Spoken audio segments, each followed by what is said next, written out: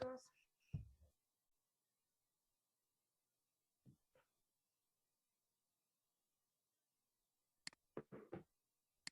Bueno, vamos a terminar prácticamente hoy sería nuestra última clase. Vamos a cerrar viendo las unidades de la planta de tratamiento que ya hemos trabajado por las dos últimas clases.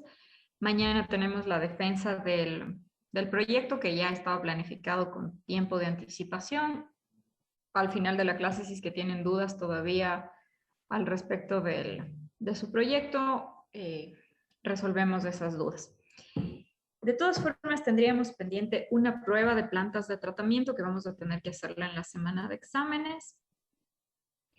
Bueno, el trabajo ya tendríamos el día de ayer y tenemos también lecciones que si hoy tomamos las lecciones no vamos a alcanzar a concluir el contenido, entonces luego ya planificaríamos las lecciones que podría ser posterior a la semana de exámenes e incluso lecciones de recuperación para quienes necesitan recuperarla, no se preocupen. Entonces la planificación quedaría así, hoy concluiríamos ya con el contenido, cerraríamos con plantas de tratamiento, el día de mañana es la defensa del taller, que eso ya está planificado con un poco más, creo, que de 15 días de anticipación. La próxima semana sería el examen final. El día, nosotros tenemos 2 días de clase, el día que ustedes no tengan el examen, aún no he visto el horario de exámenes, pero el día que no tengan el examen sería una prueba corta de teoría de plantas de tratamiento, de lo que serían las 3 últimas clases, incluida la clase de hoy. La siguiente semana de la semana de exámenes, el día antes de la entrega de calificaciones, haríamos las pruebas cortas, las lecciones, no las pruebas, las lecciones que son sobre 5 puntos, las que generalmente son orales, y repito, esas como siempre son de recuperación, quienes necesiten o deseen recuperar, igual lo pueden hacer. Al respecto de esto, de la planificación antes de empezar la clase, chicos, ¿tienen alguna pregunta? ¿Alguna inquietud o alguna sugerencia?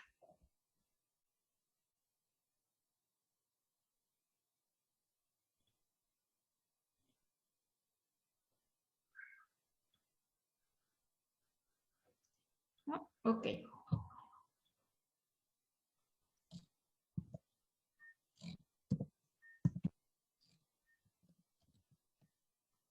Entonces empecemos esta clase.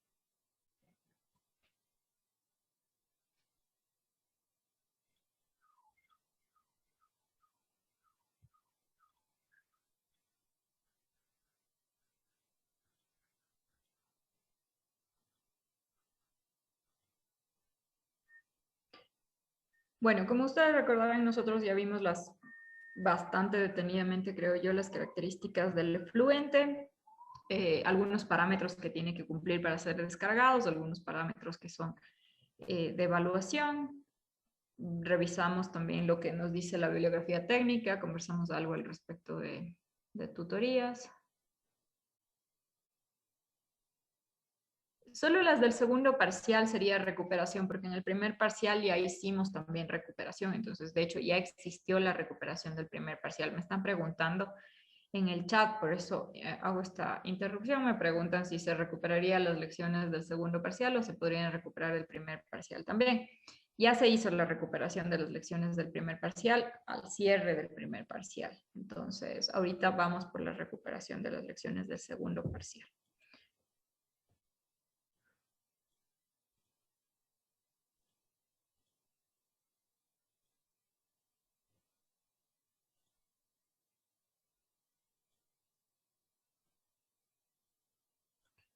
Ok, entonces nosotros habíamos hablado de la primera unidad que tiene que ver con el cribado, que yo les decía, por decirlo de una forma gruesa, que es como cernir, como retirar ciertos materiales que podrían poner en peligro el funcionamiento normal de las siguientes unidades.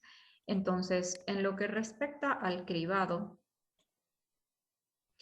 nosotros habíamos ya mencionado que esta unidad de cribado es la que prepara las aguas residuales, prepara el afluente para su posterior tratamiento. Entonces, ¿de qué se trata ese cribado? Se trata de reducir o de eliminar ciertos componentes y ciertas características específicas que trae el caudal afluente.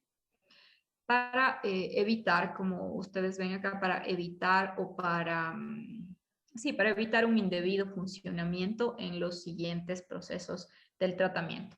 Tanto el cribado como los desarenadores se conocen como procesos de preparación, procesos de pretratamiento o tratamiento primario. Sí, tanto el cribado como la desarenación.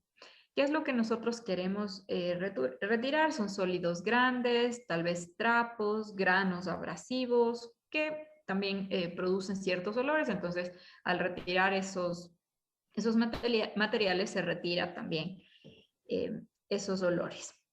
En algunos otros casos también se retira cargas hidráulicas. Eso quiere decir que se retira un poco de caudal, pero eso ya vendría desde los separadores de caudales. O el separador de caudal se puede considerar como una de las unidades de la planta de tratamiento. Entonces, estoy haciendo referencia a esta parte que vemos acá en la diapositiva que dice altas cargas hidráulicas, ¿sí? ¿Por qué? En los últimos colectores que nosotros aprendimos a diseñar, diseñábamos con un caudal combinado y de hecho el que ustedes están diseñando en el trabajo es un caudal combinado, ¿no es cierto? Entonces, eso quiere decir que tenemos un caudal más grande que el caudal sanitario. El separador de caudales lo que haría es retirar esa carga hidráulica adicional producida por el caudal pluvial.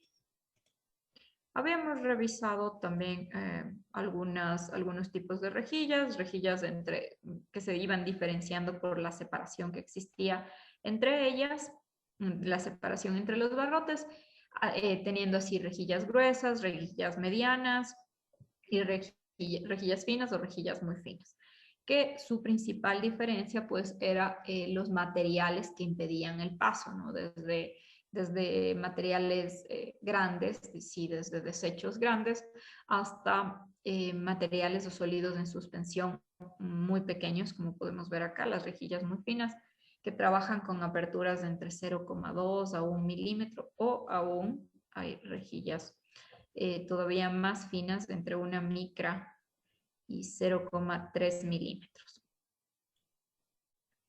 No siempre este cribado va a estar inicialmente. Cuando nosotros tenemos tratamientos terciarios, por ejemplo, que se necesita retirar todavía partículas tan pequeñas como de una micra o 0,3 milímetros, se puede utilizar un segundo cribado más adelante, después de otros tratamientos que vamos a ver, para enviar al tratamiento terciario, sí, para evitar que dañe las siguientes estructuras. Entonces, realmente el cribado nosotros debemos concebirlo como un tratamiento de protección para las otras unidades, sí, y una preparación para los siguientes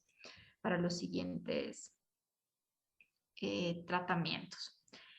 Los criterios a utilizarse para el diseño de estos sistemas de cribado, o sea, de rejillas, mallas, barrotes, van a ser el tamaño de la barra, el espaciado entre las barras, el ángulo de inclinación con la vertical y el ancho del cauce o velocidad de aproximación. Esto ya lo habíamos mencionado. Asimismo, dependiendo del tipo de rejilla, hay tablas como la que estamos viendo acá en la pantalla que sugieren diferentes dimensiones y que trabajan para diferentes caudales. Como ven acá, hay desde rejillas curvas hasta rejillas de rastrillo sobre cadenas sin fin, que son rejillas más complejas y que son automatizadas, así que el trabajo de estas rejillas son automatizadas. Habíamos visto respecto a esto cuál es la pérdida de carga, o sea, cómo calculamos la pérdida de carga a través o en el momento que se da el paso del agua del caudal afluente a través de la rejilla y hacia la siguiente unidad. Entonces veíamos que aquí tendríamos un coeficiente de pérdida. Este sería el coeficiente de pérdida, 1 sobre 0,07. Nosotros sabemos que en realidad una pérdida local no es otra cosa que multiplicar un coeficiente de pérdida por una carga de velocidad, y es lo que estamos viendo aquí. Pero además aquí se está haciendo más minuciosos y se está analizando la velocidad de flujo a través de las rejas y la velocidad de acercamiento al canal. Sí, entonces la V minúscula sería la que viene, la que va acercándose la velocidad en el canal, se va acercando a las rejillas, y la V mayúscula sería realmente la velocidad de paso. Lo que se está haciendo nada más es obtener un promedio entre esas dos velocidades. El coeficiente de pérdida puede ser el que nosotros tenemos aquí, ¿sí? Como ven, este coeficiente de pérdida nos indica aquí en la nomenclatura como un coeficiente de descarga empírico que considera las pérdidas por turbulencia y remolinos. Pero realmente estos coeficientes de pérdida son muy diversos y dependen mucho también del tipo de barrote que se tiene. Entonces hay asimismo bibliografía, incluso de los catálogos que proveen los barrotes o que proveen las mallas para cribado, sugieren esos coeficientes de pérdida cuyos valores fueron obtenidos desde el análisis en laboratorio, desde diferentes pruebas por varias ocasiones, reiteradas pruebas en las que se llega a determinar esos coeficientes de pérdida. Entonces, realmente este coeficiente de pérdida que vemos acá es un estimativo, ¿sí? Y eso puede ser modificado dependiendo de la rejilla y de los barrotes con los que se estén trabajando. Lo que sí debemos tener presente es que en el cálculo de la rejilla, nosotros tenemos que estimar esas pérdidas para asegurar el movimiento y el paso del caudal a través de las rejillas. Según cómo sea la configuración de las rejillas, tendremos más pérdida o menos pérdida. Por ejemplo, aquí ustedes pueden ver en esta zona, sí, claro, que hay rejillas, es una configuración diferente dependiendo del tamaño de los sólidos, pero también esta parte que vemos acá funcionaría como trituración para otras rejillas que seguramente están en el fondo. En esta zona, por ejemplo, vemos que esta parte en la segunda imagen se está comportando como, donde ya saldría esto sería la parte baja, ¿no? Este tol que se vería aquí sería este cono que se ve en la imagen inferior. Entonces hay diferentes configuraciones, hay infinidad de configuraciones. Por ejemplo, antes que podíamos, ojalá pronto podamos volver, en la planta de tratamiento de acá arriba de Quitumbe, en cambio ellos manejaban literalmente una canasta dentro de una fosa que se sumergía esa canasta y el caudal, había una tubería que llegaba, que descargaba dentro de esa canasta y la separación realmente era como una malla, como una canasta hecha de malla y la tubería se conectaba dentro de esa canasta. Entonces el caudal llegaba dentro de la canasta, pero seguía saliendo y se retenía durante cierto tiempo en una fosa donde se encontraba el primer caudal, el caudal afluente que llegaba a esa planta de tratamiento. Hay, como digo, diferentes configuraciones. También habíamos visto ya tabla. Eso respecto al cribado, que sería como la primera unidad, así como el pretratamiento. Luego hablemos de desarenadores. Dentro de la palabra desarenadores, lo que nos indica es que nosotros queremos quitar arena, digámoslo así, únicamente por el término desarenadores. Por eso he colocado acá la definición de arena, o sea, qué es lo que se está entendiendo al momento de decir desarenadores. Entonces, esta definición de arena nos indica que arena sería el término que se emplea para referirse a arenas como tal, pero incluidos dentro de eso partículas de cierto tamaño. Entonces, dentro de esas partículas nosotros nos podremos encontrar con gravas, con cenizas y con cualquier otro material pesado cuya velocidad de sedimentación o peso específico, justo lo resaltado en rojo, es el key, la parte más importante de esta definición, es que será cualquier material pesado cuya velocidad de sedimentación, es decir, de precipitación hacia el fondo del estanque, o peso específico sea considerablemente mayor al de los sólidos orgánicos susceptibles a la descomposición presente en el agua. Entonces, en resumen, nosotros entenderemos por arena todo sólido en suspensión que tenga una velocidad dada por su peso, por su propio peso específico, que sea capaz de sedimentarse, que sea capaz de precipitarse hacia el fondo del recipiente que lo contiene, porque esto nosotros podríamos verlo, podríamos hacer esa prueba nada más con un vaso de agua en el que agregamos sólidos que son capaces de precipitarse, ¿sí?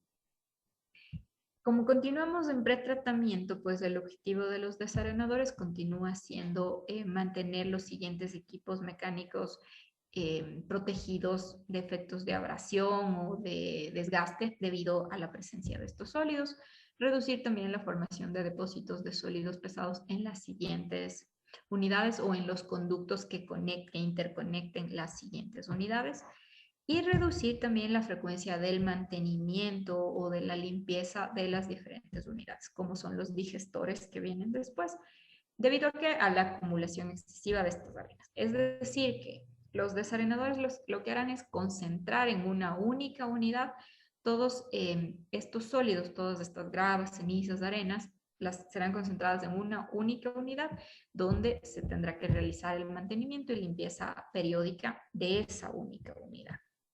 Y evitamos también, como decía, la abrasión o el desgaste excesivo de las siguientes unidades o de los ductos que interconectan esas unidades. Los desarenadores van a estar ubicados generalmente después de las unidades de cribado, ¿sí? Cuando ya los sólidos grandes, los sólidos de mayor tamaño, fueron removidos. Pero van a estar ubicados antes de tanques sedimentadores primarios. Sedimentadores, la diferencia entre sedimentadores y desarenadores, que de hecho tienen el mismo principio de decantación, el mismo principio de precipitación al fondo. La diferencia es el tamaño de los sólidos que logran ser retirados a raíz de ese proceso. Siempre que nosotros, como ya mencioné hace un momento, vamos a ubicar en la unidad de cribado antes del desarenador, con el objetivo de facilitar la operación y el mantenimiento de este desarenador. Si nosotros tuviéramos sólidos en sólidos grandes, sólidos de un tamaño grande, como botellas, fundas por allí, que se retienen en la etapa de cribado, pues no solo que tendríamos que hacer un mantenimiento más continuo en los desarenadores, sino que afectaríamos la eficiencia del proceso de desarenación, porque los sólidos que se estén suspendiendo estarán chocando con fundas, por ejemplo, o con plásticos que generalmente por su densidad flotan en la superficie del estanque, entonces estaremos afectando la eficiencia del proceso de desarenación.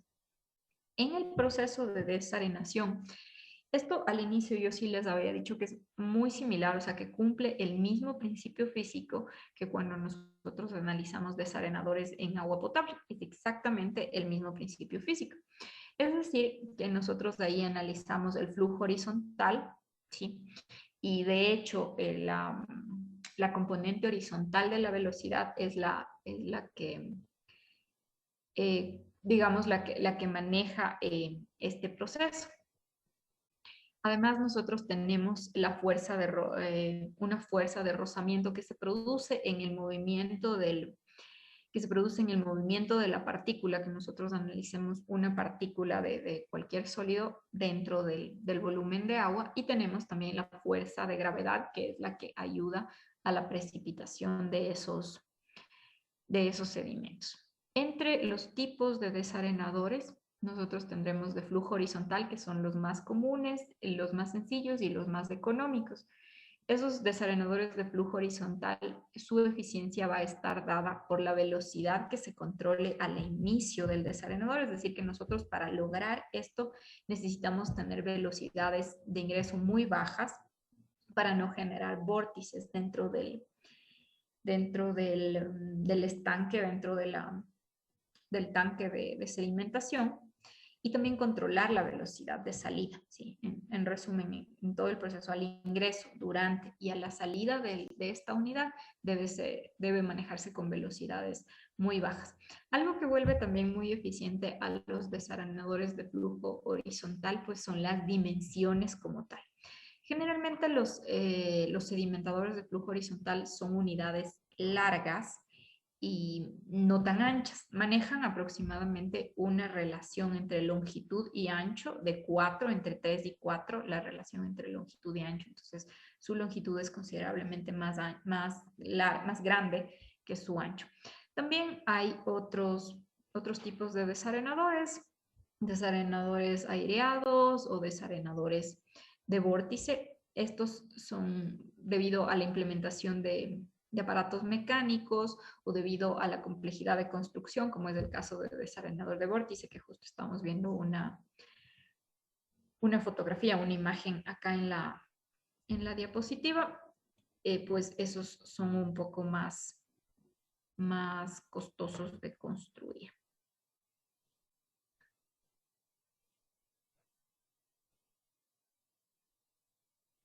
Los desarenadores de flujo horizontal tenemos aquí, justo, ¿no? Estaba la barra de fotografías del Zoom, no me había percatado que en la diapositiva anterior teníamos también otro de flujo horizontal. Bueno, no hay problema. Continuemos. Estos desarenadores de flujo horizontal, como dije, pues trabajan con las fuerzas de flotación, con las fuerzas de precipitación, que está dado por la fuerza de gravedad, y con la fuerza de rozamiento también. Entonces, siempre que la fuerza de gravedad se sobrepone a la fuerza de flotación, pues se da la sedimentación. Entonces, como les decía hace un momento, es muy importante controlar aquí la velocidad lineal de flujo, que se logra de diferentes formas. Acá, por ejemplo, nosotros estamos viendo algo muy básico que uno aprendía en hidráulica básica, esta configuración o en mecánica de fluidos, esta configuración que se tiene aquí, como este cuello que se forma, que ayuda a controlar las velocidades. Y entonces nosotros simplemente con cambios de sección, nosotros sabemos que con cambios de sección nosotros logramos controlar las velocidades. Aquí se tiene un desarenador rectangular que trabaja con flujo horizontal de doble cámara. Entonces además tenemos las compuertas para controlar y mantenimiento de las cámaras. Tendremos aquí donde realmente se produce la desarenación. ¿Sí? Es muy importante las unidades con las que se trabaja. ¿Sí? Entonces, por ejemplo, este canal de acercamiento y el cambio de sección lo que va a hacer permitir la disminución de las velocidades. En agua potable, por ejemplo, ustedes recordarán que al inicio en esta zona, aquí, en esta zona se tiene una pantalla deflectora. Esa pantalla deflectora tiene unos orificios que permiten el control de las velocidades. ¿Cuál sería el pero de trabajar con esa misma pantalla deflectora en estas condiciones? Que aquí estamos hablando de un agua negra, de un agua sucia, de un agua que viene con mayor cantidad de sedimentos, el agua que llega al desarenador de agua potable. Entonces, sí podríamos trabajar con la pantalla deflectora para controlar velocidades. Sin embargo, esa pantalla deflectora se va a ver sometida a mayor abrasión y a mayor desgaste por la cantidad de sólidos que trae esta agua negra. Es por eso que es más común, por la eficiencia, trabajar la disminución de la velocidad con este tipo de canal, modificando las secciones. Y a la salida, esto sí se trabaja similar al desarenador de agua potable en esta zona, o al final de esta zona, acá donde me estoy moviendo en la imagen, lo que se tienen son vertederos, ¿sí? ¿Qué es lo que se logra con esos vertederos? Que la velocidad de salida sea controlada, ¿sí? Que nosotros, al tener aquí, no tenemos una tubería directa, por ejemplo, que al inicio nos generen estas zonas vórtices y que dañe todo el proceso de decantación o de sedimentación. Entonces, al tener un vertedero, se forma el tanque, sigue comportándose como un dique, digamos, donde se está un dique antes de la cresta del vertedero, y por sobre la cresta del vertedero, por acá, continuará el flujo con velocidades controladas, reitero, que salga ya sin estos sólidos que fueron decantados en el proceso.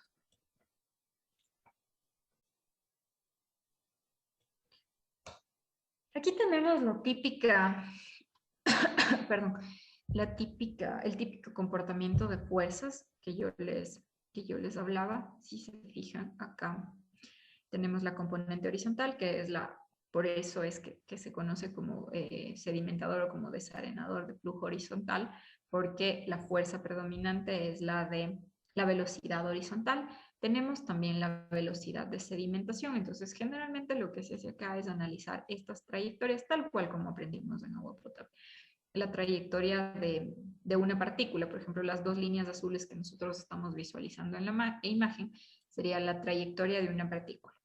Aquí se analiza también el criterio de partícula crítica. La partícula crítica es la última partícula que logra sedimentarse. Entonces, se parte de allí, de un límite de la velocidad que tuvo esa partícula crítica, se la conoce como velocidad de sedimentación crítica. Entonces, toda partícula que tenga una velocidad más alta que la velocidad de sedimentación crítica es una partícula que va a pasar a la siguiente unidad. Es decir, que ahí estamos cayendo en la parte equivocada del proceso. Todo lo que sea superior a la velocidad de sedimentación de la partícula crítica es una partícula que se nos escapó, ¿sí? Que no logra sedimentarse.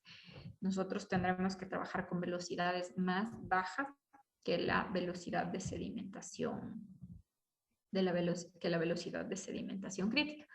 Para la eficiencia del desarenador de este tipo depende no solo de las dimensiones, sino de varias otras cosas como el control de velocidad. En este caso nuestro sería la velocidad de acercamiento. Entonces, aquí visto en planta también nosotros podemos verlo, es la misma configuración que teníamos antes.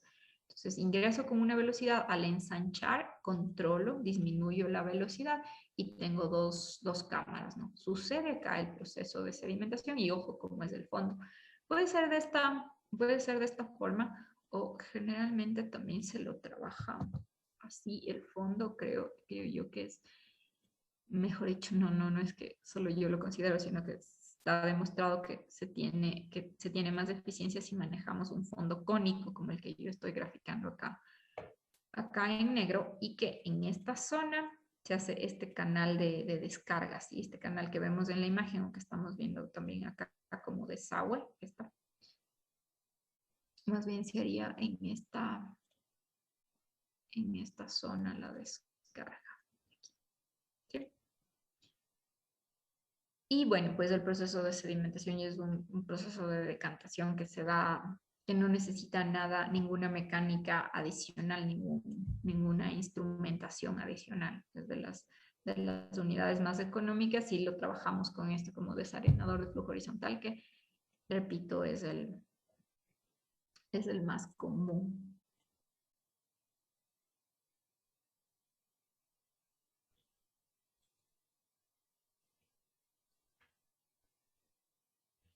Hay otros tipos de desarenadores, como por ejemplo estos desarenadores aireados, en las que las partículas, en cambio en estos desarenadores, se remueven por causa del movimiento en espiral que se realiza al agua residual. Entonces, como ven aquí, hay una inyección dentro del estanque. También es uno de doble cámara. Aquí nuevamente podemos apreciar doble cámara como siempre. Generalmente en los desarenadores en el fondo, nótese acá también, se tienen pendientes fuertes hasta dónde va a ser el sitio o el canal de acumulación.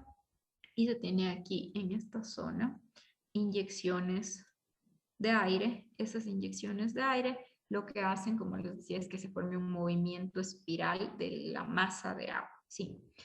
Entonces, debido a este movimiento espiral, la velocidad de las partículas, de la arena, de las gravas se acelera y abandonan sus líneas regulares de flujo, hasta que finalmente en esa recirculación se las conduce hasta el fondo del tanque y en el fondo del tanque son acumuladas en el canal que va a ser el canal de limpieza. Obviamente, por la introducción de estos equipos mecánicos, este tipo de desarenador aireado va a ser más costoso que el de flujo horizontal que nosotros veíamos y también va a necesitar de mano de obra especializada desde la construcción, desde la instalación de estos inyectores de aire que en determinado momento incluso podrían taponarse y pues bueno, dejar de funcionar como tal y ya simplemente viene el proceso físico o se volvería a trabajar con el proceso físico de la decantación.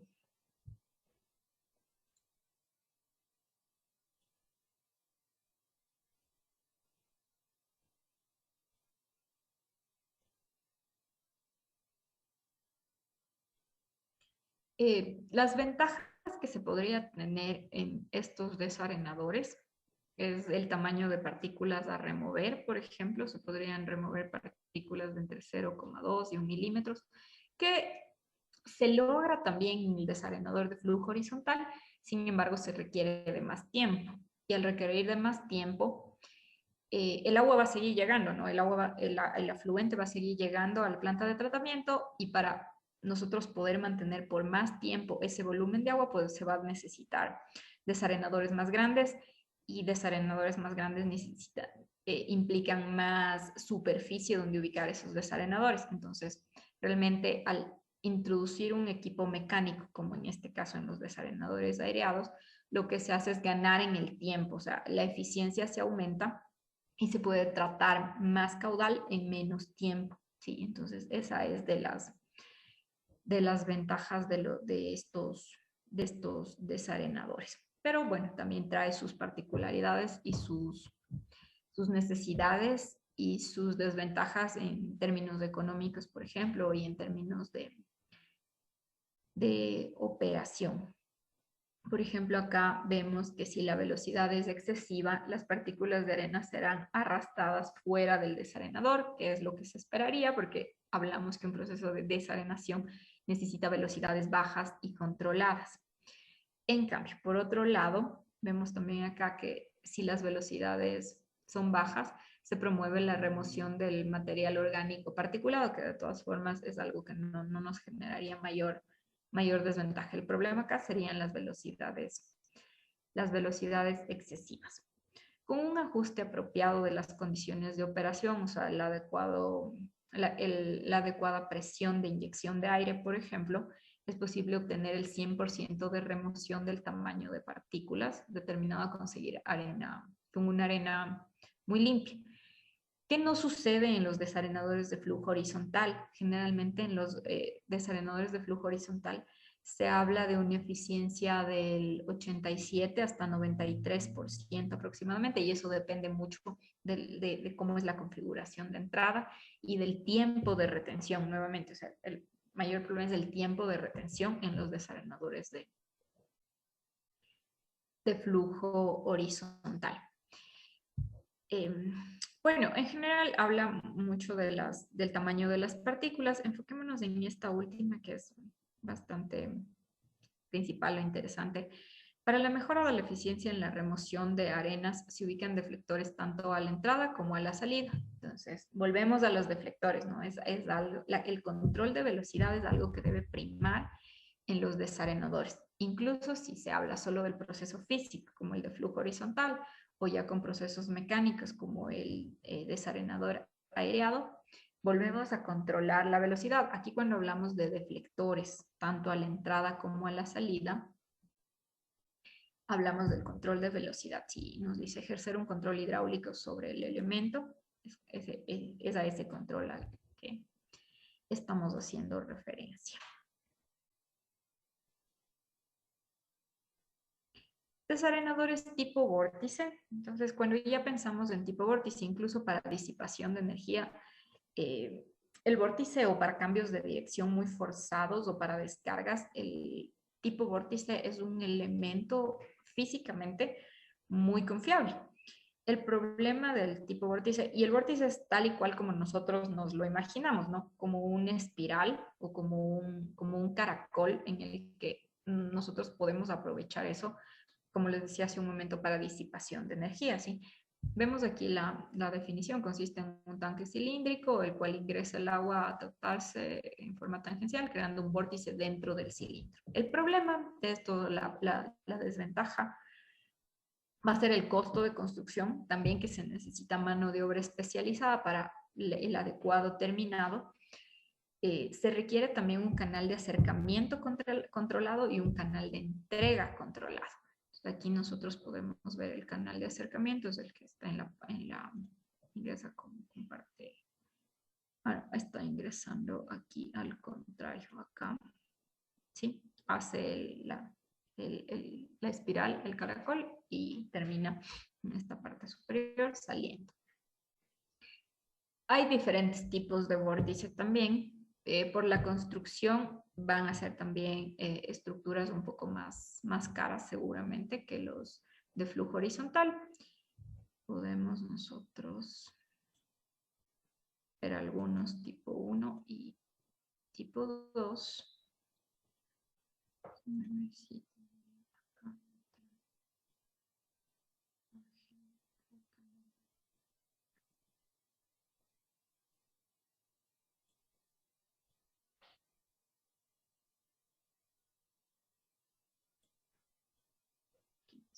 Sí, bueno, quedémonos, vamos a ver los tipo 1, el tipo 1 y tipo 2. El tipo 1 va a tener un diseño que permite tanto la salida como la entrada de agua sea en forma tangencial, o sea, como junta. La turbina giratoria se emplea entonces aquí, a ver, en los pozos disipadores de energía que se utilizan no como desarenadores, sino como disipadores de energía, el agua ingresa desde la parte alta. Mientras que acá estamos viendo que el agua ingresa desde la parte baja, teniendo una turbina giratoria que se va a emplear para producir la trayectoria toroidal, o sea, el caracol de las partículas, logrando así que las arenas se sedimenten en el fondo del pozo. Entonces es realmente como una centrífuga, más o menos como los equipos de laboratorio que hacen eso, que separan, por ejemplo, cierto material de diferentes densidad en el proceso giratorio, de donde se extrae con una bomba las arenas tipo Airlife. Las arenas extraídas de la unidad se pueden procesar posteriormente para remover material orgánico presente. Bueno, eso es adicional, eso puede suceder en cualquier proceso de desarenación. ¿Ok? Entonces, como ven aquí, no solo trabajamos nuevamente con procesos físicos como el de flujo horizontal. Necesitamos una turbina y necesitamos una bomba para extracción.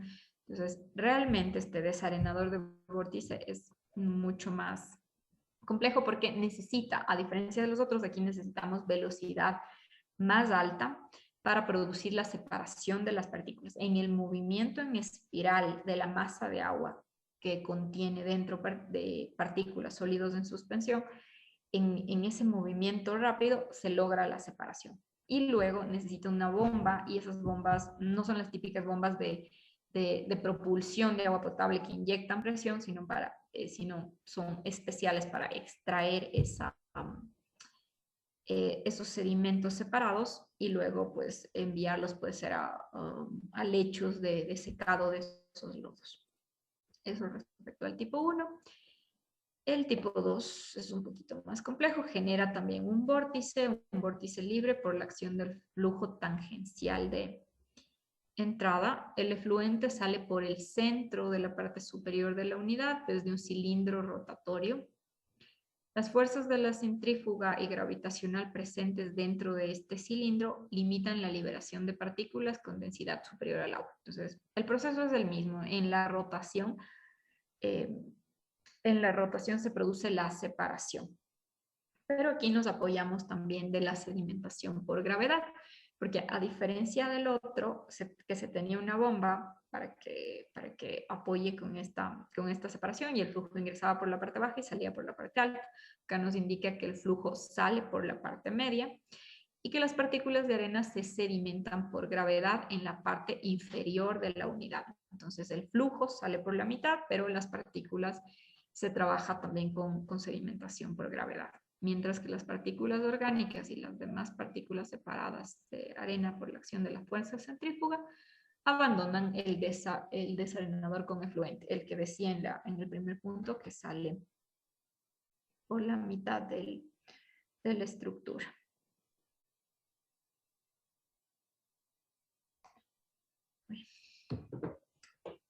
Listo.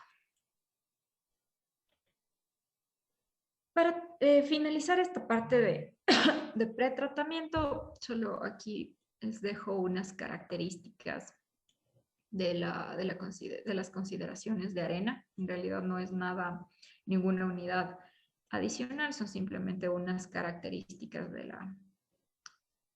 las arenas. Por ejemplo, la mayor cantidad de material removido como arena es de esencia inerte y relativamente seco. Entonces, aún no, muy importante que en ninguna de estas dos unidades de pretratamiento estamos hablando de materia orgánica, únicamente estamos hablando de sólidos o de arenas, gravas, cenizas, ¿sí? De componentes de cierto tamaño, y recalcar que no estamos hablando de materia orgánica todavía, aunque se tiene ese contenido, ¿no? Aunque se tenga ese contenido, no lo estamos desconociendo, simplemente estamos hablando que no llegamos a esa especificidad de tratamiento todavía.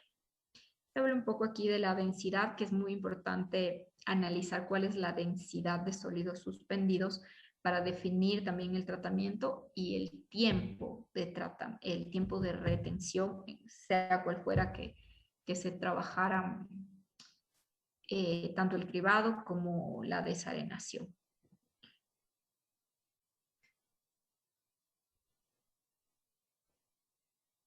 Tenemos acá también algunos ejemplos de desarenadores de agua. Por ejemplo, este que vemos acá, el de la izquierda, es un tipo de desarenador que se tiene acá arriba también en la planta de quitumbe. Aquí solo se logra ver uno, pero generalmente se tiene otras de estas pantallas. Sí, que es lo que van haciendo es que el agua, por ejemplo, si el agua ingresa por acá, va haciendo este juego, ¿sí? Se va moviendo así, con velocidad baja. Entonces la idea es que en ese serpenteo, con esas velocidades bajas, vaya decantándose los sólidos en suspensión, las arenas. Este es si ven, a pesar de que el desarenador de flujo horizontal sea como el más básico, el más sencillo, pues puede llegar a tener, a tratar también caudales muy grandes. Aquí, por ejemplo, vemos estas pantallas deflectoras a los dos lados. Seguramente el caudal está ingresando por estas zonas, y vemos la tolva de acumulación de lodos en la parte baja. Maneja pendientes súper altas, eso es súper importante también, las pendientes grandes que maneje la tolva de lodos, como se le conoce a esta parte baja. Y al fondo tenemos el canal de recolección, que probablemente esté manejando una pendiente en uno de los sentidos, una pendiente que también debería ser de no menos del 5% para la recolección de los caudales, sí, finalmente de los caudales de lodos, de arenas decantadas. Listo, con eso podríamos terminar los desarenadores y cribados. Nada más les quería dejar. Bueno, tenemos también aquí, aprovechemos esta, la separación lechos de secado de lodos. Estos lodos todavía son lodos que contienen eh, que podrían contener agentes patógenos, porque no hemos hecho ningún tratamiento, perdón, ningún tratamiento, como dije, de componentes orgánicos, sí.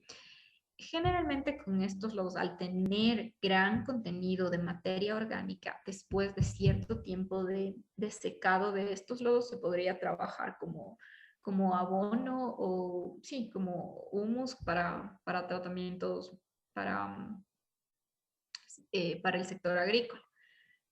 Aquí nosotros vemos algunos lechos desecados. Generalmente debajo de esto no se puede apreciar en ninguna de estas fotografías, pero debajo de estos lechos de secado hay capas de arena y capas de grava que permiten la infiltración de ese caudal que todavía, un caudal mínimo de agua que todavía está contenido en estos en estos lodos. Son lodos todavía activados, lodos que todavía tienen materia orgánica y que tiene que pasar algún tiempo, ¿sí? La verdad no es necesario agregar ningún componente adicional que encarecería también el proceso de tratamiento, sino simplemente Lo que sí se necesita es esa cama de arena y esa cama de grava. Este lecho de secado tiene que estar ubicado no cercano a fuentes subterráneas, por ejemplo, porque en esta infiltración se podría generar contaminación de esas fuentes subterráneas que probablemente en algún sitio estén siendo tomadas para agua potable.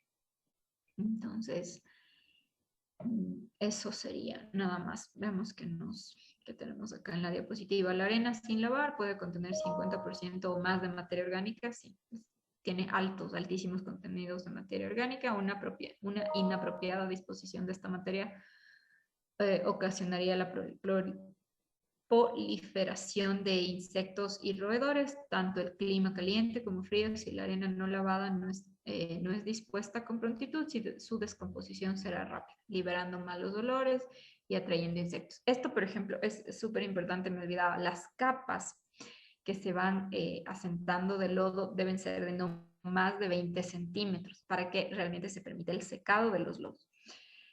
Hay algunos países en los que por la cantidad de lodos que se tiene y bueno, también el presupuesto con el que se maneja, se tienen hornos de secado de esos lodos, entonces realmente se reúne cierta cantidad, cierto volumen de lodos y se los pone en esos hornos de secado y luego ya se tienen lodos para hacer, eh, puede ser la materia prima de abonos o puede ser directamente enviado a centros agrícolas como abonos directamente después de cierto tiempo de secado. Listo. Terminaríamos con eso los tratamientos primarios. Les voy a dejar ahorita para finalizar esta parte como un proceso, una vista macro, digamos, de los procesos que nosotros estamos viendo. Entonces, ahorita estamos apenas en este pretratamiento. Después del desarenador, como ya se obtiene una cantidad de lodos, se envía un lecho de secado. Vamos a ver enseguida, todavía tenemos tiempo, en este tiempo vamos a ver otro tratamiento, como es el tanque IMOV. El tanque IMOV es muy común en zonas rurales o en zonas o en poblaciones pequeñas, pueden ser poblaciones urbanas incluso, pero sí poblaciones pequeñas. Es una ventaja muy grande el tanque IMOV porque dentro del tanque IMOV, ya lo vemos enseguida, se pueden producir los procesos biológicos de descomposición de la materia orgánica. Después del tanque IMOV todavía se obtienen lodos. Estos tipos de lodos van a tener todavía más contenido de materia orgánica, pero ya no van a tener tantos sólidos. Va a ser un lodo de partículas más pequeñas que las que nosotros acabamos de obtener del desarenador. El tanque MOX se podría considerar como un tratamiento secundario y en adelante un filtro biológico o de flujo ascendente se podría ya empezar a considerar como un tratamiento terciario y procesos de desinfección como rayos ultravioletas o lagunas de oxidación ya son tratamientos terciarios. ¿Sí? Entonces nosotros nos encontramos apenas en este tratamiento, pretratamiento o tratamiento primario. Dependiendo de cuál sea el objetivo final de este tratamiento, nosotros tendremos tratamiento primario, secundario y terciario. O tendremos únicamente primario y secundario. Lo que sí deberíamos tener, por lo menos como mínimo en una planta de tratamiento, será por lo menos primario y secundario para asegurar llegar a los límites que la normativa o que las ordenanzas, dependiendo de cada GAT, dependiendo de cada municipio, nos pida para descargas a los cauces naturales. Ok, vamos a los otros tratamientos. Vamos acá.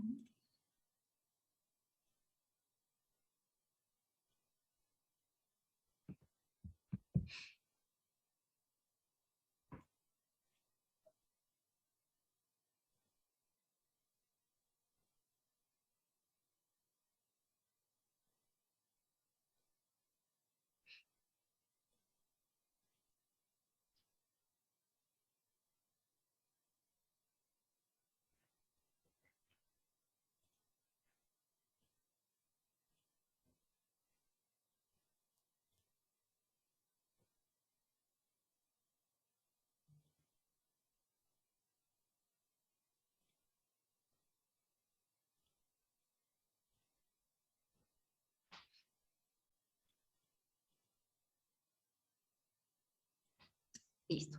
Con esto culminaríamos. Como les decía, vamos a ver como por facilidad de uso, por rapidez también, el tanque IMOV. El tanque séptico es una estructura un poco más básica que el tanque IMOV, tiene un comportamiento un poco más básico, pero es muy utilizado también el tanque séptico en poblaciones rurales, es de los más utilizados en poblaciones rurales para comunidades pequeñas, en general como para tratamientos de comunidades pequeñas. El tanque IMOV tampoco forma parte de los tratamientos más grandes, sí, que es para comunidades entre medianas y pequeñas. Y bueno, vamos a ver también un proceso ascensorial de mantos de lodo. Empecemos con el más sencillo, que es el tanque séptico. En cualquiera de estos ya nosotros vamos a ir hablando de procesos de descomposición de la materia orgánica, o sea, procesos biológicos. En el tanque séptico se va a producir una acción séptica como tal, y el concepto de esto tiene que ver, como les decía, con un proceso de descomposición biológico de la materia orgánica. Entonces, esto incluso si nosotros no hiciéramos nada adicional, si simplemente este caudal llegara a un tanque, a un reservorio, de todas formas, se va a dar ese proceso biológico natural de descomposición de la materia. ¿Dónde? ¿Qué es lo que va a suceder? Que las materias propias de las aguas residuales, de los componentes orgánicos, actúan en ausencia de oxígeno. Entonces estamos hablando de bacterias anaeróbicas que no necesitan oxígeno, y como recordarán, entonces aquí nuestro DBO va a ir subiendo porque tenemos presencia de bacterias anaeróbicas. Como decía, que actúan en ausencia de oxígeno, reduciendo la materia orgánica, produciendo un proceso de oxidación de esa materia orgánica.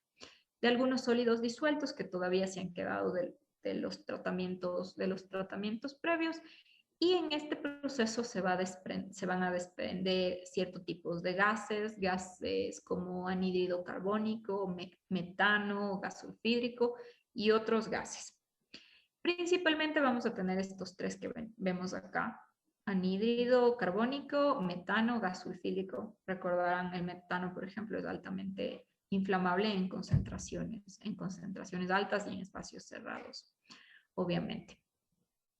La mayor actividad séptica se da en el lodo, sí, porque si nosotros hablamos de compuestos orgánicos, sí, es materia física, entonces esa es la que se está acumulando, que se va a acumular en estos lodos.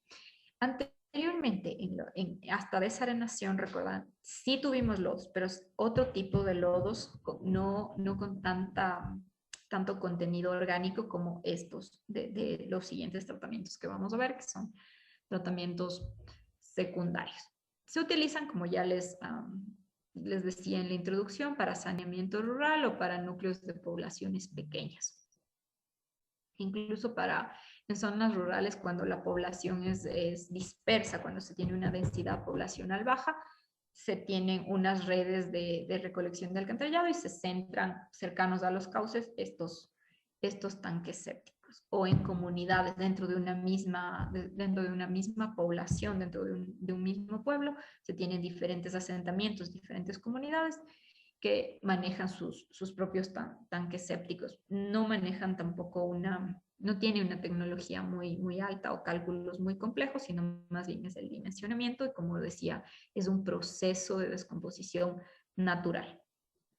Entre las ventajas de este tanque séptico está la poca generación de lodos, estimándose que esta generación de lodos puede estar entre un 25 al 40% del peso total, hablando de peso total, la masa de agua junto con los lodos. Y un 75 a 80%, el menor en volumen que el lodo del tanque de sedimentación. Este tanque séptico ya no es una unidad de tratamiento primario, ¿sí? Siempre que ya hablamos de la descomposición biológica, ya no vamos a estar hablando de tratamientos primarios. Vamos viendo cómo funciona más o menos este proceso este tanque séptico, esta acción, este proceso séptico. Como decíamos, vamos a tener una acumulación de lodos acá, siempre por decantación, por la fuerza de gravedad, vamos a tener una acumulación de lodos en la parte baja. A pesar que no tengamos un gran contenido de lodos, pues se va a tener que realizar una limpieza y un mantenimiento periódico. Generalmente las limpiezas de estos tanques sépticos se realizan por lo menos 2 veces al año.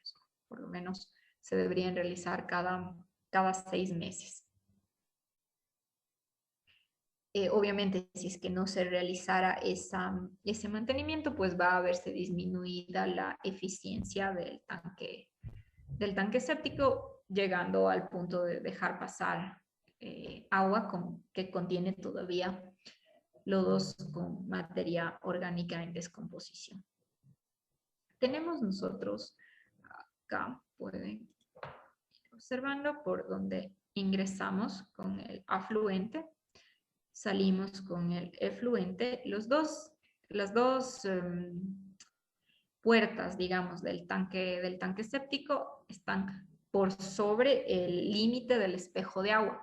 Ojo con eso, hay algunas otras unidades que alimentan desde el fondo, hay otras unidades que alimentan en la parte alta, pero la salida es en el fondo, etc. Sí, esta salida, este tanque séptico tiene sus dos puertas, tanto de ingreso como de salida por sobre el espejo de agua.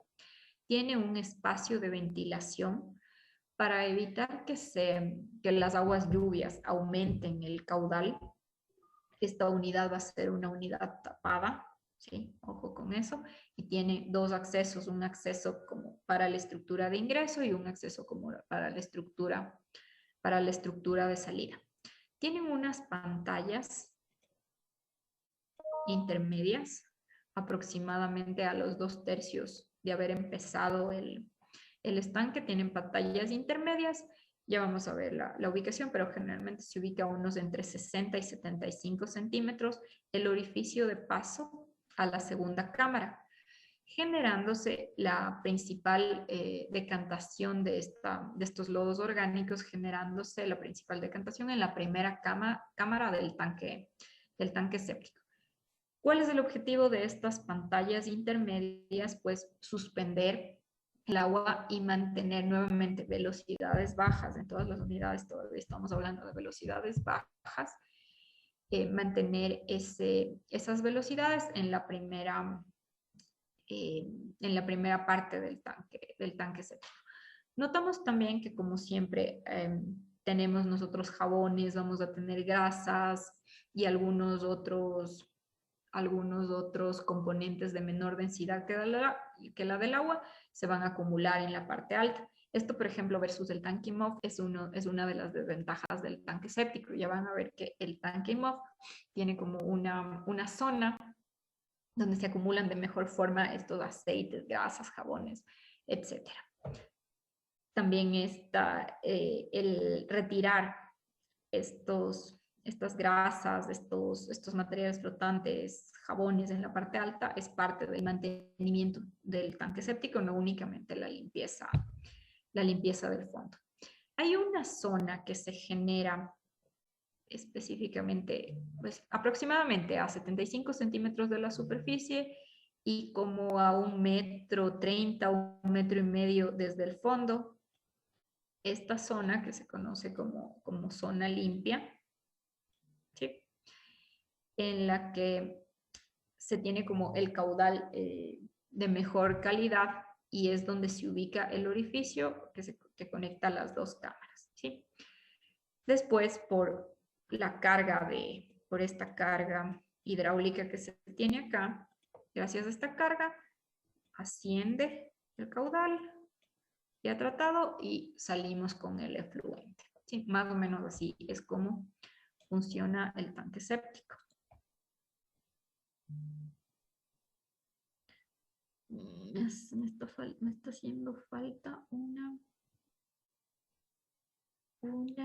imagen antes de pasar a esta.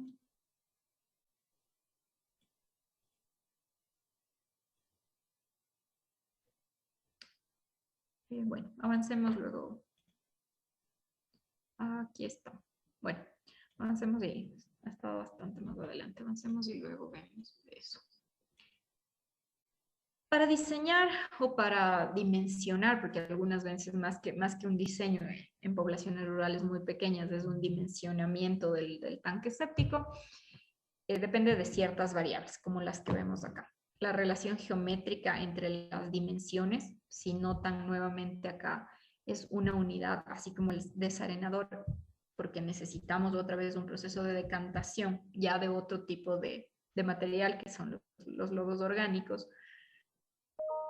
pero se nota también que es una estructura alargada, ¿no? Entonces es importante mantener esa relación geométrica entre la longitud y el ancho. También va a variar entre 3 y 4 la longitud versus sobre ancho, va a ser como, va a estar como en el orden de 3 y 4, la relación geométrica.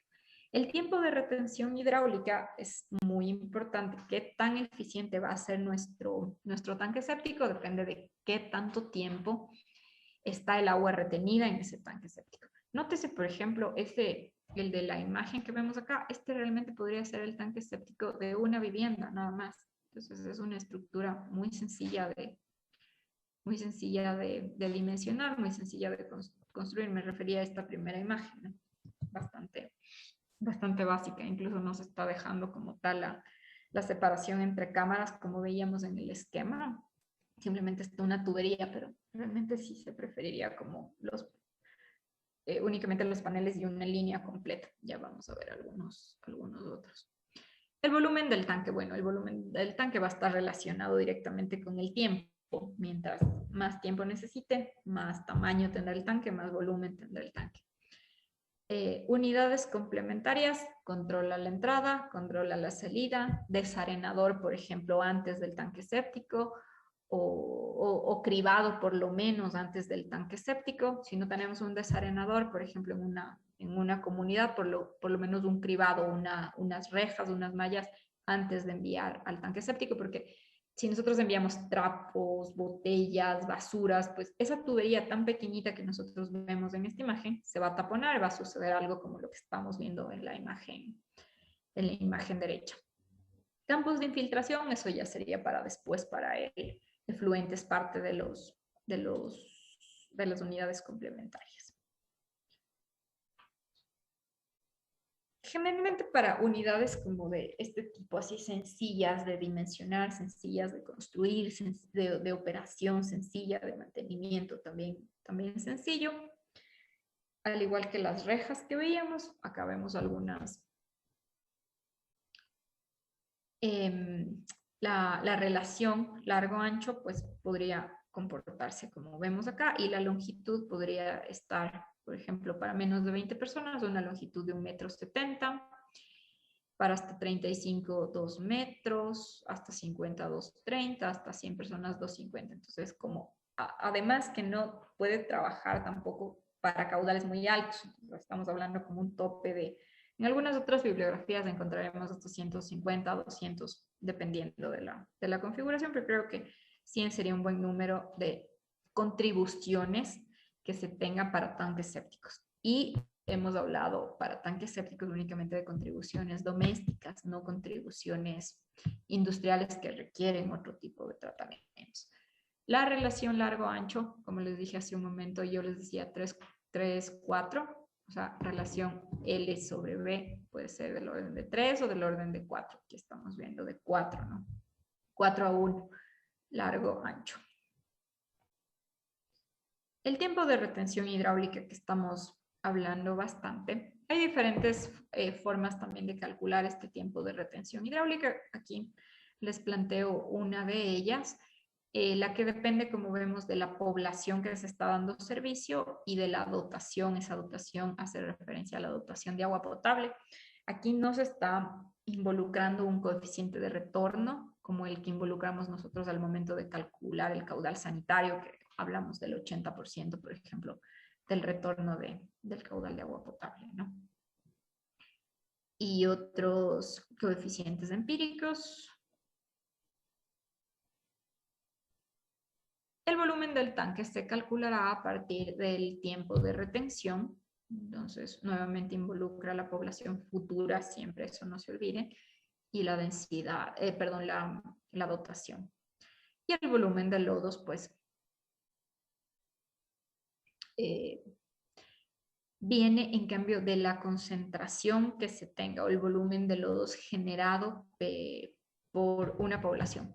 Hay también bibliografía incluso en las normativas, sugieren, dependiendo del tipo de población, qué volumen de lodos genera una persona para una determinada población. Entonces, al igual que nosotros vemos la dotación, la cantidad de agua que necesita una persona por día, el volumen de lodos es la cantidad de lodos que genera una persona para un día, es en litros por habitante.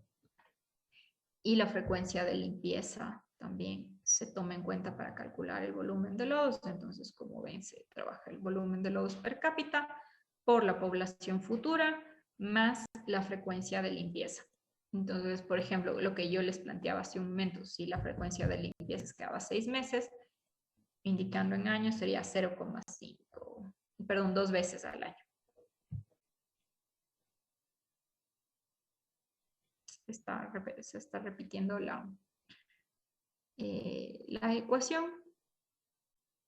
Tenemos aquí, por ejemplo, unas referencias. En clima cálido, una persona genera un volumen de lodos de 40 litros por habitante por año. En clima frío, genera un poco más, 50 litros por habitante por año.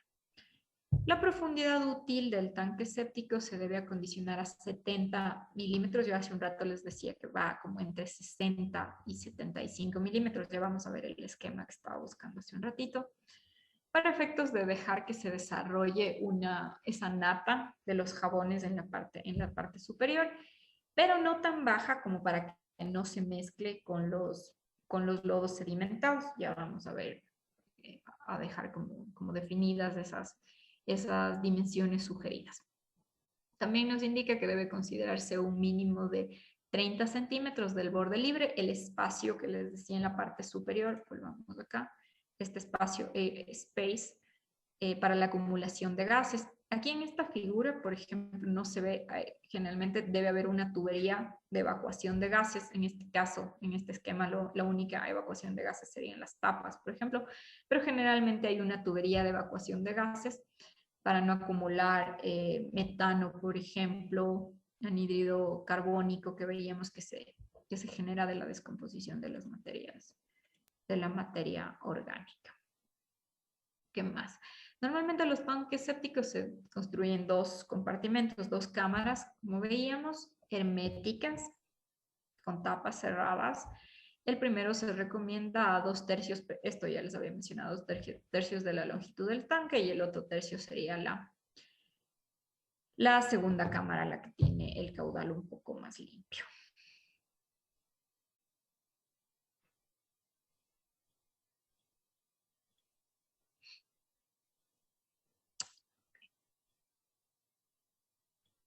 Aquí tenemos un esquema con un poquito más de dimensiones. Aún así seguimos sin ver la tubería acá de evacuación de gases. Se la podría agregar dentro de los primeros 2/3, que es donde se da como tal la sedimentación, la acumulación y sedimentación de los lodos.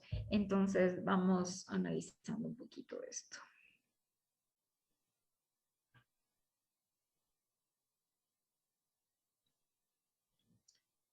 Se tiene este espacio, les hablaba de entre 60 y 75 centímetros, medido como desde la primera zona, como desde la primera capa que se acumulan los jabones. Aquí como que nos faltaría esta primera parte, serían unos 30 centímetros aproximadamente. ¿Sí? Hay un espacio de aguas limpias, todo lo que se ve con otro color, y desde ese espacio de aguas limpias hasta donde se empieza la acumulación de los lodos, que en la parte baja también esta de acumulación de los lodos serían alrededor de unos 30 a 50 centímetros. Hay aquí 300 milímetros. Y aquí se deberá tener un espacio, que esto dependerá del dimensionamiento, pero generalmente son entre 15 y 20 centímetros de paso de ese caudal. Como vimos, puede ser un orificio nada más o puede ser el canal completo. Entonces, si se tiene el orificio, lo que se va a lograr es un poco más de eficiencia, pero también el riesgo de taponamiento si es que no se hizo un proceso de cribado previo. Algunas otras consideraciones es analizar, dependiendo del volumen de agua que nosotros le hayamos permitido al tanque, analizar dónde se encuentra, a qué nivel se encuentra el espejo de agua y sobre ese nivel del espejo de agua colocar las tuberías tanto de entrada como la tubería de salida. La pantalla intermedia por lo menos debe tener un 20% de lo que sería la profundidad total del tanque por sobre el nivel del espejo de agua, pues para garantizar en caso de alguna emergencia, en caso de alguna subida de nivel, que no se mezclen los dos caudales.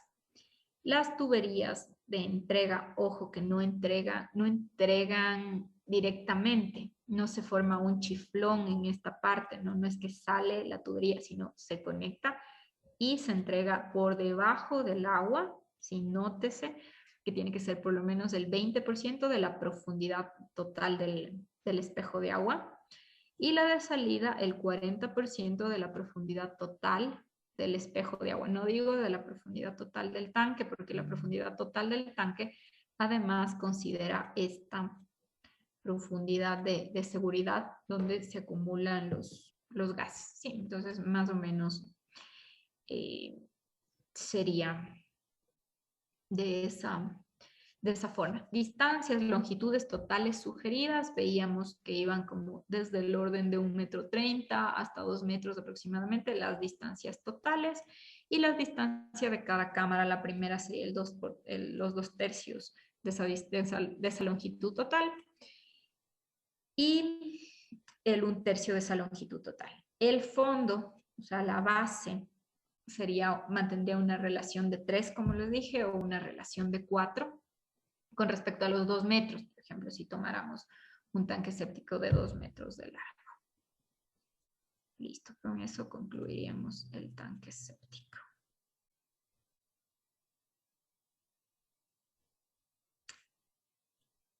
Como un apoyo, como una estructura adicional al tanque séptico, están los campos de infiltración.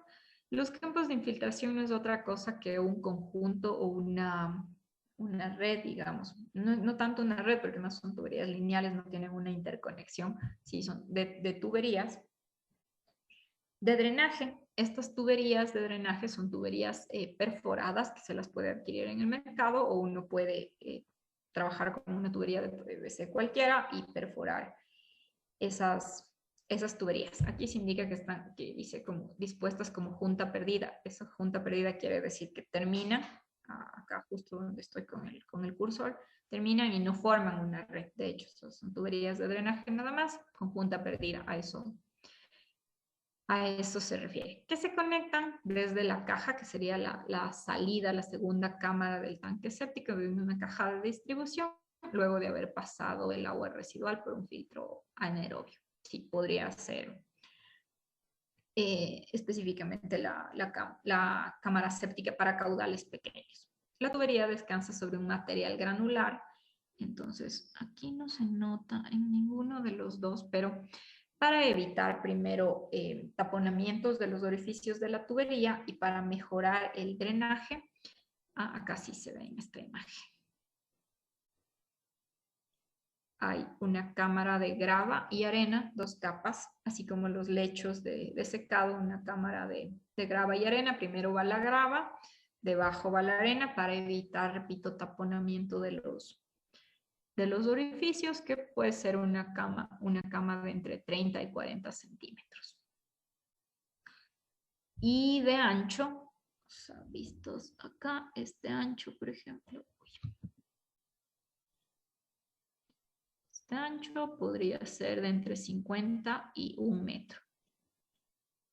Eso va a facilitar la infiltración en el subsuelo de esos caudales. Es muy importante que los campos de infiltración no se coloquen cercanos a captaciones de agua, cercanos a fuentes subterráneas, o si se construye una casa, por ejemplo, que se coloquen cercanas a las casas o sembríos de ciclo corto, como lechugas, nabos, ese tipo de cosas que se cosechan enseguida y que pues las raíces de esos cultivos podrían tomar esa agua contaminada. Entonces, debería por lo menos aquí haber una distancia de 10 metros medidos desde la población, desde una de las viviendas.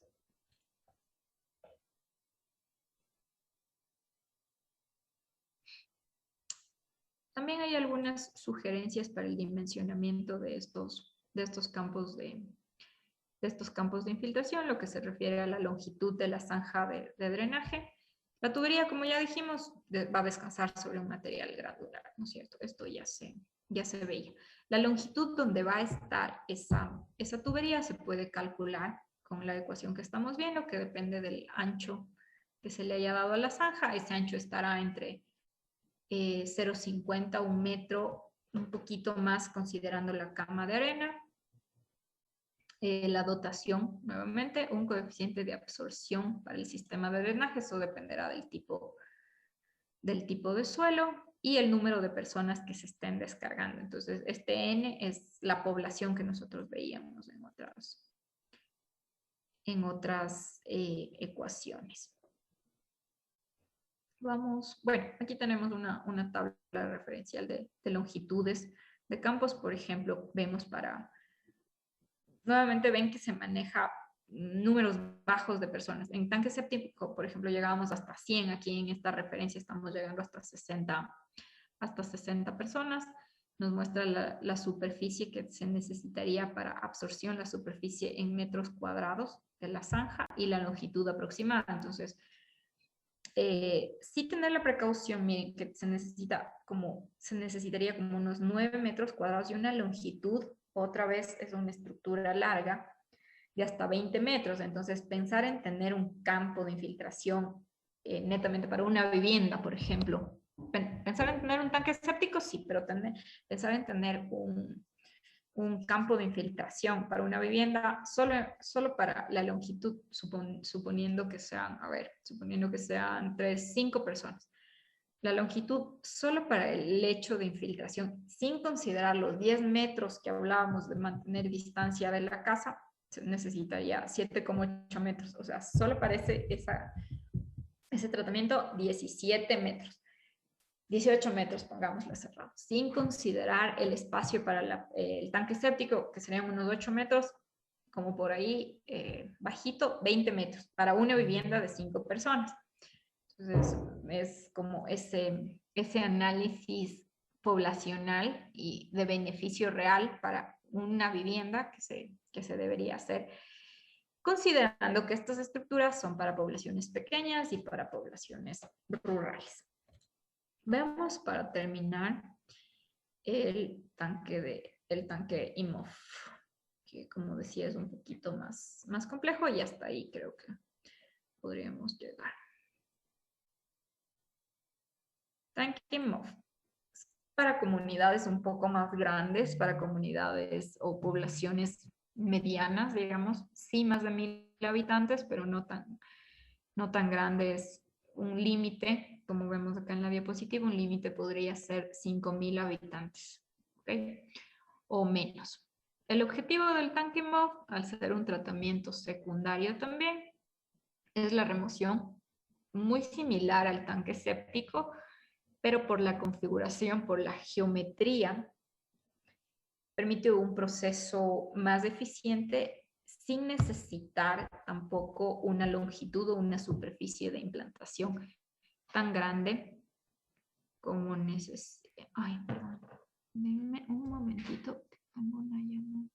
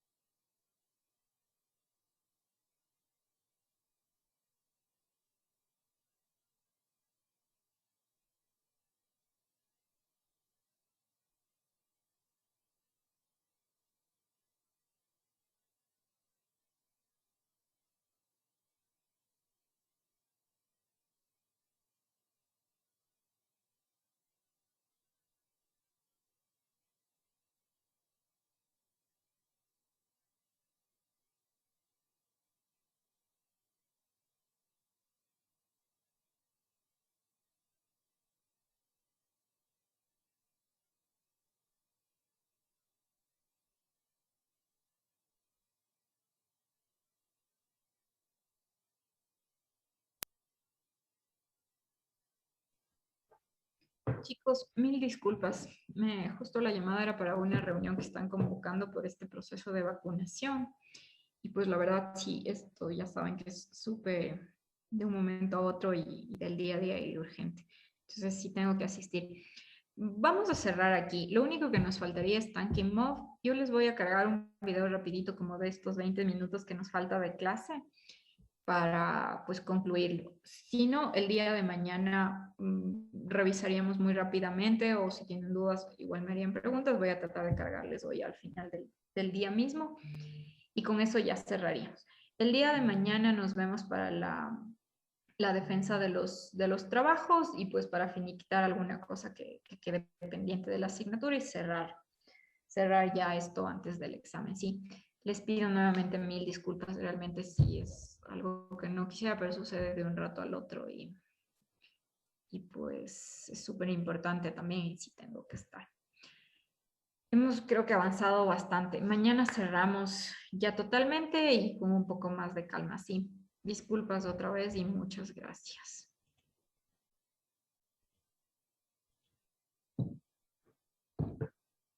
Hasta mañana, chicos, cuídense.